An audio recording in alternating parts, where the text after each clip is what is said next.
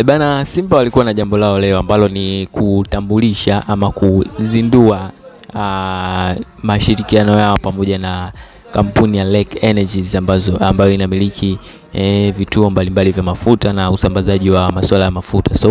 Na mkataba huu ambao umegharimu mamilioni ya shilingi, naweza nikasema mabilioni, kwa sababu Simba ni taasisi kubwa na ni taasisi ambayo kila mtu angependa kuinvest. Kwa hiyo kwa kampuni ya Lake Energies kuweza kupata nafasi kwenye uwekezaji huu, nafikiri ni kitu kikubwa, na lazima wao wametoa fedha nyingi sana kuweza kufanya mashirikiano haya ambayo Simba leo hii wamekwenda kuyazindua pamoja na wao Lake Energies.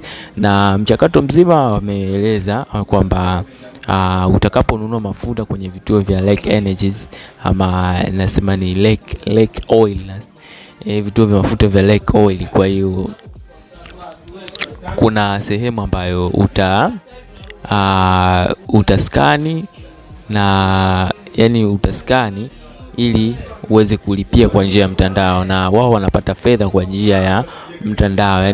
Ukiweza kuskani kwa njia ya mtandao, kuna asilimia zinakwenda Simba, lakini hiyo imeelezwa kwamba ni namna pia ya kuweza kuchangia klabu yako kama mwanachama pamoja na mpenzi wa Simba. Kwa hiyo kuanzia leo, watu wote mashabiki wa Simba na wasiokuwa wa Simba wanatakiwa kuweza kutumia hiyo Simba West, ambayo kutakuwa na QR codes ambazo zitakuwa unaskani na unalipa moja kwa moja kupitia simu yako ama njia ya benki na vitu vingine kama hivyo.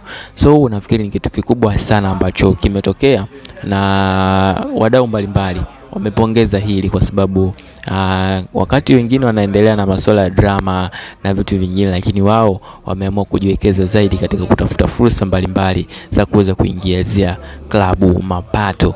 Kwa hiyo hilo ndo wese ubaya ubwela. Una maoni gani kwenye sehemu ya comment kuhusiana na issue hii? Hii ni NTV.